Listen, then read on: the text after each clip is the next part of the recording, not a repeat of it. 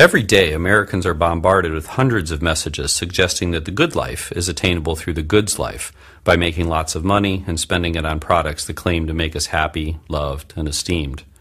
On the news shows, we hear a near constant refrain from economists and politicians about the importance of consumer spending and economic growth. And around $150 billion are spent most years to embed consumer messages in every conceivable space, from TV shows and websites to public bathrooms and escalator handrails. Lately, marketers have even been paying actors to drop sales pitches into conversations in bars and city parks. But commercialization and consumerism also reach deeper, worming their way into people's psyches and encouraging them to organize their lives around higher salaries and owning more stuff. Unfortunately, this can come at a high price for the well-being of both people and the planet. Research consistently shows that the more that people value materialistic aspirations and goals, the lower their happiness and life satisfaction, and the fewer pleasant emotions they experience day to day. Depression, anxiety, and substance abuse also tend to be higher among people who value the aims encouraged by consumer society.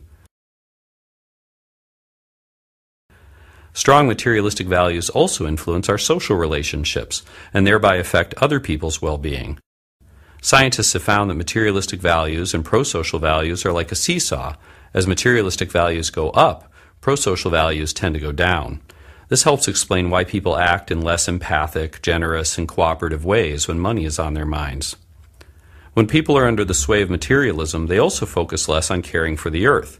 The same type of seesaw is at work here. As materialistic values go up, concern for nature tends to go down.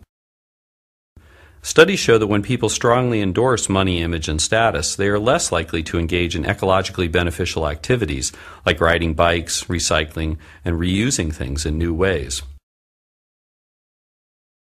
Clearly, if we hope to have a happier, more socially just, and more ecologically sustainable world, then we need to develop ways to diminish the power of materialistic values in our personal lives and in society.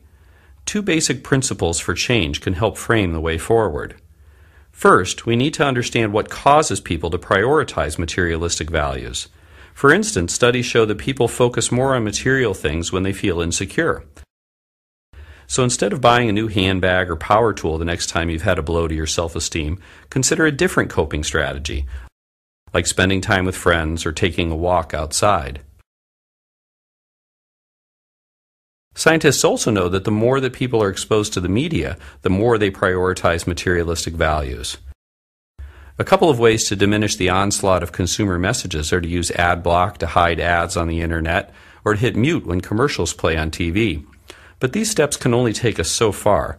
We also need to get active and start to remove advertising from public spaces and from our children's schools so that people aren't exposed to materialistic messages so often. The second principle for change involves promoting intrinsic values for growing as a person, being close to one's family and friends, and improving the broader world. The research shows that intrinsic values not only promote personal, social, and ecological well-being, but can also act to immunize people against materialism. It's that seesaw again. As intrinsic values go up, materialistic values tend to go down. So part of the trick is to build a life that expresses your intrinsic values. That might involve spending more time with people you care about, finding meaningful work, even if it pays less, and taking part in volunteer opportunities for causes you care about.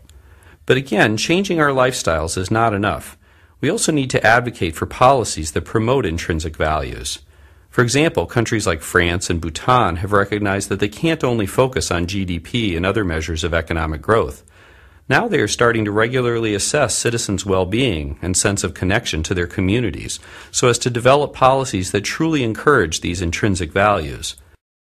Similar efforts are underway in some parts of the United States, but they need more support.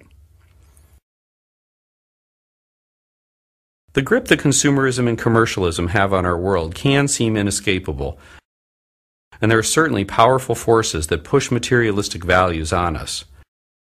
But by making changes in our personal lives and by working for broader societal changes, we can break the hold of materialism and be freer to live our intrinsic values. That, in turn, would help us to take important steps toward greater personal well-being, a more humane society, and a more sustainable world.